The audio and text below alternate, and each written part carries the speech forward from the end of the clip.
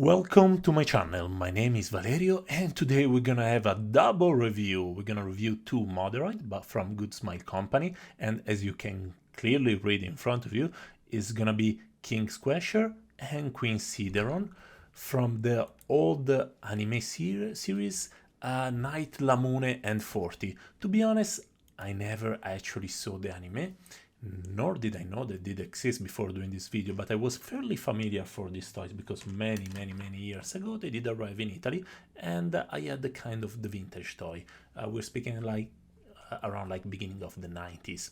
So presentation be done. I want to guess these are the two protagonist mech. One is the queen, the dark color one, and the other one is the king, the gold color one.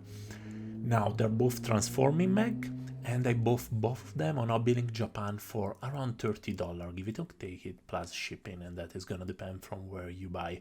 So to avoid to do two videos that nobody will watch, I decided to do one video that nobody will watch, or at least it can kind of combine the view. As usual, we're gonna start by looking at the content of the runner really quickly. Like, I will start to scream only if I see something a bit weird going on. Plastic wise, this is the same content of a big HG, not a small one, but one with a bunch of runner, because they're transforming, so they have a tiny bit of small part.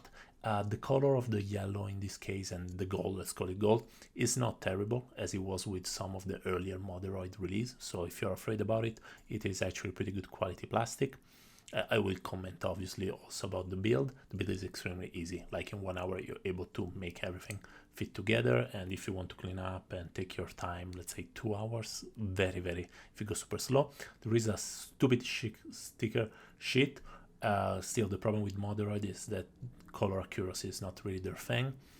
Obviously this is supposed to be golden, but the plastic is yellow, even though the camera kind of make it look a bit like if it was golden. It is not.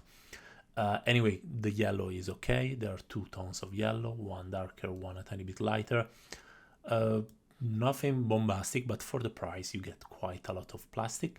Now we're gonna look at the Queen model kit.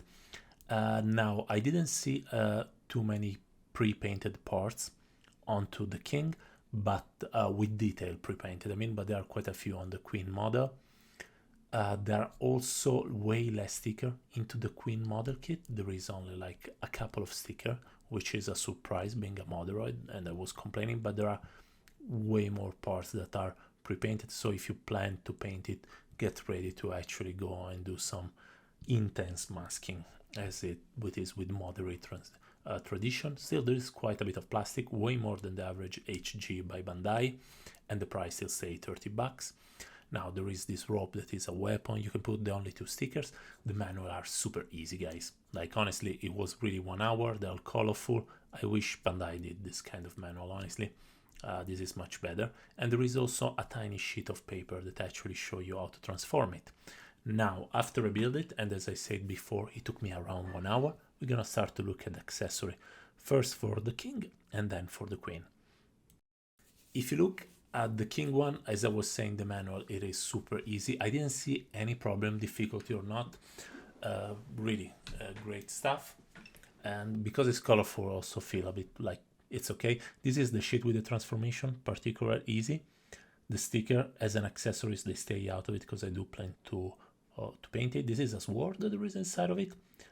Nothing too spectacular, nothing too bad. There are a couple of parts that you can decide to change for, let's say, for accuracy. Otherwise it is almost a perfect transformation. Then there is that is the main of the lion. There is already one, but it's smaller, so you want to use the bigger one. These are the hands for the perfect transformation. These are pretty easy transformation as well. So these are a couple of closed fists, then there is open fist, and there is expressive hands. If you miss the left or the right from these videos, just because they're the one that I installed on the model myself. Now for the Queen size, same difficulty as the King. It just has a couple of pieces that tend to fall. Nothing that a tiny bit of glue can fix, and they're not really in terrible position. So this is the weapon, fairly large. The shield is like mostly pre-painted and is mainly one part. They do suggest to glue a couple of parts, but you don't have to do it. They're gonna stick together. This is a whip kind of weapon. and then it has exactly the same hand as the king squasher. So couple of hands for perfect transformation, couple of fist like expressive hand, holding hands, and then there are a couple of sharp claws that you can switch between a longer version and a shorter version.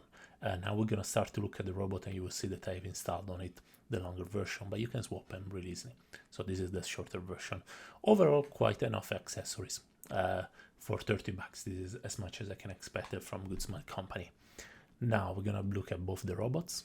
As I was saying, very easy build, like 1 hour you're done with it, but a pleasant hours. Now they're both tall, around 13 centimeters, which in Lego Dude is like 4, almost 5 let's say 5 Lego Dudes. They look shorter because you have to open a bit the leg to have them standing up properly. They don't have any problem balance, as you can see they have big feet, but because of the transformation and the moving parts, they look a bit nicer with open leg. Overall, very pleasant build, fairly satisfied with the results. Even if you don't plan to paint it, these are gonna look pretty good. As you can see, they're almost super deformed in style, but not completely. So halfway super deformed. Like, I want to say they're like the recent Super Robot Wars into the video game, when they show the guy that are not fully SD, but they're not fully robots. Anyway, this is just an impression. Overall, pretty happy with the results. They look very much like the counterpart, the old toy that I had. And now we're gonna briefly look at the articulation, which is very limited. I was surprised. So the head, being big as it is, and because of the scalp, can't really move almost for anything, just a bit up and down, a bit left and right. Then the arm cannot raise too much. And yeah, it is, I mean, there is a bicep swivel. You can close a bit, you can almost close completely, even if it's only one joint, as far as I remember. Then there is the shield, which I didn't put as an accessory because I think it's supposed to be always there. Anyway, the shield can move, can rotate onto a ball peg, and can open. The hands is on a ball peg, nothing spectacular, but it gets the job done. Now you cannot do the full split, but who keeps the robot or the model kit into full split position? There is kind of an elbow bend, but it is a bit of awkward, and there is a bit of a foot bend, but the feet being so big and being so short, it doesn't really need it. Like, I mean, it doesn't have too much possibility of moving around. So there is a butterfly joint, which is appreciated and not expected, but it's mainly for the transformation into lion. Now for the Queen Cideron, that is a bit of a wolf kind. The head is almost stuck, like move very a tiny bit, and unless you go into more fancy solution, you can't really you couldn't expect too much. However, the arm way goes over the shoulder things, over the shoulder line, but on the elbow it doesn't bend too much, doesn't even reach 90 degrees.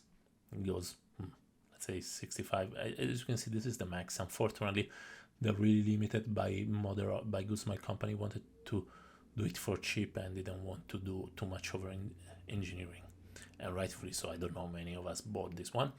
Anyway, you can bend onto the knee, you can move the foot one side and the other one, and yeah, unfortunately the head has the tendency to move if you to fall back if you want to move it, but it's not a problem. It's just me wanted to force a bit the articulation. Anyway, articulation by both of them, it's okay. Nothing to write home about. Let's say it's so-so. Now we're gonna look at the transformation, which I didn't show in video because I hate to transform model kit on video because there are a bunch of parts that jump around. Anyway, in this case it was pretty easy, and I could have done it on the video. Transformation pretty easy. A couple of kind of creative moments that I wasn't expecting, and nice touches. I wish they used the same cure they do for the transformation for a bit of the articulation, but still, they look good. They look as I remember doing it, other than the original one being chrome, and they're not super tiny. Like, honestly, for the time it takes to transform it, they're okay, and I think you can also paint it without being too much worried about scratching the paint when transforming, because they do leave quite a bit of leeway when you are moving stuff around.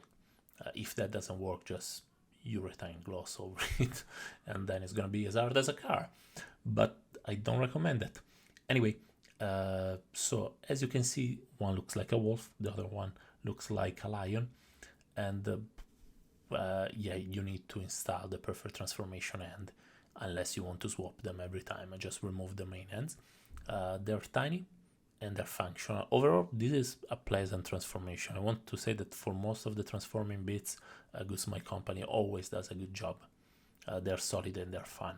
Now, for comparison with a few robots that you might, from lines that you might have at home, let's compare with Lego Dude.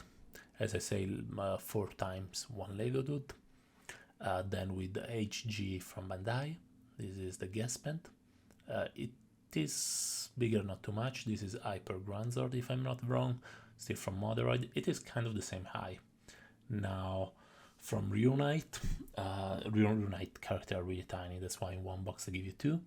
Now with Voltes Super Mini Plat, it is way more expensive and is way bigger. Now for conclusion. Okay, let's go really quickly pro and cons and then a bit of conclusion. Cons wise, not much articulation, a lot of sticker on the king, and even less articulation on the queen, and a couple of pieces that might need a couple of points of glue. Other than that, pros, they're fun build, they're super quick, they are bigger than I expect to, and the price is not terrible, because I want to say at 32 bucks, this is a-okay. Now, would I have bought them if I didn't own the toy when I was younger? Way younger? Maybe not, but if you're like me, you have a tiny bit of nostalgia toward it, or maybe you had the toy you never know was an anime, yes, this might be interesting to go into it. If you like transforming model kit, this is still okay. If you're into the kind of super deformed, chibi kind of aesthetics, you might like them, even if they're not completely deformed. If you look at them, they're kind of fine, but not fully deformed. But, well, yes, I do recommend them. If you're a bit bored with Gundam, you want to try something new without investing too much money, this might be a fun build. Not if you like to post them too much, because, as I say, it's not too much to post. Anyway, from me, that's everything. Please, guys, like and subscribe if you like this video, and have a beautiful day.